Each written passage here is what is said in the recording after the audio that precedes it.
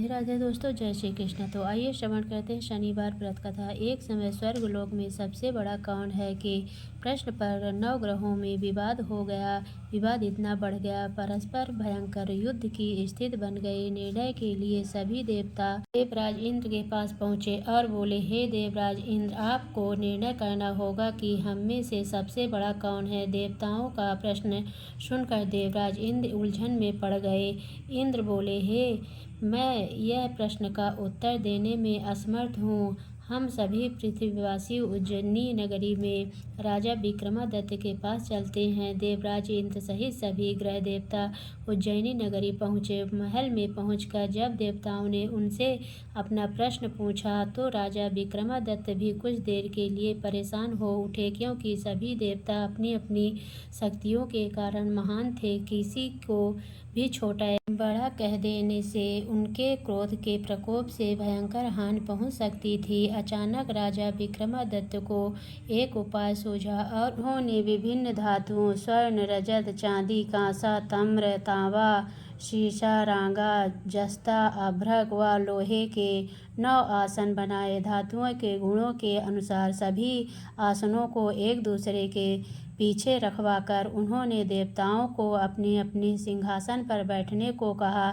देवताओं के बैठने के बाद राजा विक्रमादित्य ने कहा, आप का निर्णय तो स्वयं हो गया। जो सबसे पहले सिंहासन पर विराजमान है वही सबसे बड़ा है। राजा विक्रमादित्य के निर्णय को सुनकर शनि देवता ने सबसे पीछे आसन पर बैठने के कारण अपने को छोटा जानकर क्रोधित होकर कहा, राजा विक्रमादित्य, तुमने मुझे सबसे पीछे बैठा कर मेरा अपमान किया।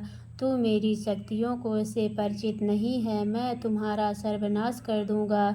शनि ने कहा, सूर्य एक राशि पर 1 महीने, चंद्रमा 2.25 महीने, मंगल 1.5 महीने, बुध और शुक्र 1 महीने, बृहस्पति 13 महीने रहते हैं, लेकिन मैं किसी राशि पर 7.5 वर्ष 7.5 तक रहता हूँ। बड़े बड़े देवताओं को मैंने अपने प्रकोप से पीड़ित किया है।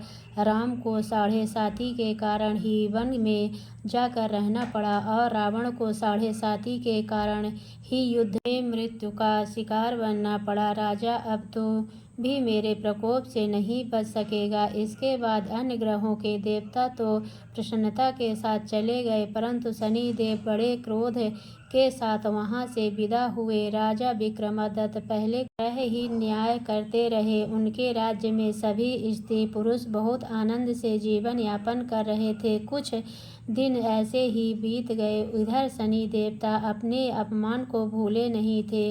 विक्रमादित्य से बदला लेने के लिए एक दिन शनि देव ने घोड़े के व्यापारी का रूप धारण किया और बहुत से घोड़े के साथ उज्जैनी नगरी पहुँचे। राजा विक्रमादित्य ने राज्य में किसी घोड़े के व्यापारी के आने का समाचार सुना तो अश्रुपाल को कुछ घोड़े खरीदने के लिए भेजा। घोड़े बहुत कीमती थे। अश्रुपाल ने जब वापस लौटकर इस संबंध में बताया तो राजा विक्रमादित्य ने स्वयं आकर एक सुंदर व शक्तिशाली घोड़े को पसंद किया। घोड़े की चाल देखने के लिए राजा उस घोड़े पर सवार हुए तो वह घोड़ा बिजली की गति से दौड़ पड़ा। तेजी से दौड़ता घोड़ा राजा को दूर एक जंगल में ले गया और फिर राजा को वहां गिरा कर जंगल में कहीं गायब हो गया। राजा अपने नगर को लौटने के लिए जंगल में भटकने लगा, लेकिन उन्हें लौटने का कोई रास्ता नहीं मिला। राजा को भूख प्यास लग आई। बहुत घूमने पर उसे एक चरवाहा मिला। राजा ने उससे पानी मांगी। पानी पीकर राजा ने उस चरवाहे को अपनी अंगूठी दे दी। फिर से रास्ता पूछकर वहां जंगल से निकलकर पास के नगर में पहुंचा। राजा ने उस सेठ की दुकान पर बैठकर कुछ देर आराम किया। उस सेठ ने राजा को बातचीत की तो राजा ने उसे बताया कि मैं उज्जैनी नगरी से आया हूँ। राजा के कुछ देर दुकान पर बैठने से सेठ जी की बहुत बिक्री हुई। सेठ ने राजा को बहुत भाग्यवान समझा और खुश होकर उसे अपने घर भोजन के लिए ले गया। सेठ के घर से में सोने का एक हार खूंटी पर लटका हुआ था। राजा को उस कमरे में छोड़कर सेठ कुछ देर के लिए बाहर गया। तभी एक आश्चर्यजनक घटना घटी। राजा के देखते देखते सोने के उस हार को खूंटी ने निगल लिया। सेठ ने कमरे में लौटकर हार को गायब देखा तो चोरी का संदेह राजा पर ही किया, क्योंकि उस कमरे में राजा के अलावा कोई नहीं था। सेठ ने अपने नौकरों से कहा कि इस परदेशी को रस्सियों से बांधकर नगर के राजा के पास ले चलो। राजा ने विक्रमादित्य से हार के बारे में पूछा तो उसने बताया कि उसके देखते ही देखते खूंटी ने हार को निगल लिया था। इस पर राजा ने क्रोधित होकर चोरी करने के अपराध में विक्रमादित्य के हाथ पांव काटने का आदेश दे दिया। राजा विक्रमादित्य के हाथ पांव काटकर उसे जंगल की सड़क पर छोड़ दिया गया। कुछ दिन बाद एक तेली उसे उठाकर अपने घर ले गया और उसे अपने कोल्हू पर बैठा दिया। राजा आवाज देकर बैलों को हाँकता रहता। इस तरह तेली का बैल चलता रहता और राजा को भोजन मिलता रहा। शनि के प्रकोप की 7.5 पूरी होने पर वर्षा ऋतु प्रारंभ हुई। राजा विक्रमादित्य एक रात मेघ मल्लाह गा रहा था, तभी नगर के राजा की लड़की राजकुमारी मोहिनी रथ पर सवार उस तेली के घर के पास से गुजरी। उसने मेघधार सुना तो उसे बहुत अच्छा लगा और दासी को भेजकर गाने वाले को बुला लाने को कहा। दासी ने लौटकर राजकुमारी को अपंग राजा के बारे में सब कुछ बता दिया। राजकुमारी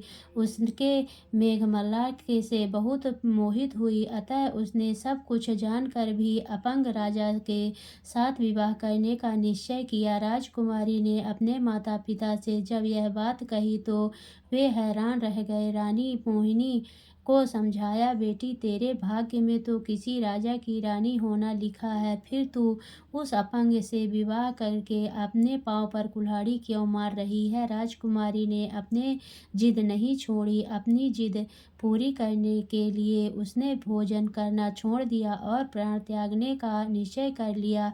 आखिर राजा रानी को विवश होकर अपंग विक्रमादित्य के साथ राजकुमारी का विवाह करना पड़ा। विवाह के बाद राजा विक्रमादित्य और राजकुमारी तेली के घर में रहने लगे। उसी रात स्वप्न में शनिदेव ने राजा से कहा, राजा तुमने मेरा प्रकोप देख लिया, मैंने तुम्हें अपने अपमान का दंड दिया है। राजा ने शनिदेव से क्षमा करने को कहा और प्रार्थना की, हे शनिदेव आपने जितना दुख मुझे दिया है अन्य किसी को न देना। शनिदेव ने कुछ सोचकर कहा, राजा मैं तुम्हारी प्रार्थना स्वीकार करता हूँ। जो कोई स्त्री पुरुष मेरी पूजा करेगा, शनिवार को व्रत करके मेरी व्रत कथा सुनेगा, उस पर मेरी अनुकंपा बनी रहेगी। प्रातःकाल राजा विक्रमादित्य की नींद खुली तो अपने हाथ पांव देखकर राजा को बहुत खुशी हुई। उसने मन ही मन शनिदेव को प्रणाम किया। राजकुमारी भी राजा के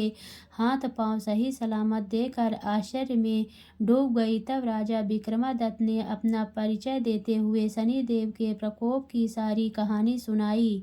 सेठ को जब इस बात का पता चला तो दौड़ते हुए तेली के घर पहुंचा और राजा के चरणों में गिरकर क्षमा मांगने लगा। राजा ने उसे क्षमा कर दिया, क्योंकि यह सब तो शनिदेव के प्रकोप के कारण हुआ था। सेठ राजा को अपने घर ले गया और उसे भोजन कराया। भोजन कराते समय वहां एक आश्चर्यजनक घटना घटी। सबके देखते देखते उस खूंटी ने हार उगल दिए। सेठ जी ने अपनी बेटी का विवाह भी राजा के साथ कर दिया और बहुत से स्वर्ण आभूषण धन आदि देकर राजा को विदा किया। राजा विक्रमादित्य राजकुमारी मोहिनी और सेठ की बेटी के साथ उज्जैनी पहुँचे तो नगरवासियों ने हर्ष से उनका स्वागत किया। अगले दिन राजा विक्रमादित्य ने पूरे राज्य में घोषणा कराई कि शनिदेव सब देवों में सर्वश्रेष्ठ हैं। प्रत्येक स्त्री पुरुष शनिवार को उनका व्रत करे और व्रत कथा अवश्य सुने। राजा विक्रमादित्य की घोषणा से शनिदेव बहुत प्रसन्न हुए। शनिवार का व्रत करने और व्रत कथा सुनने के कारण सभी लोगों की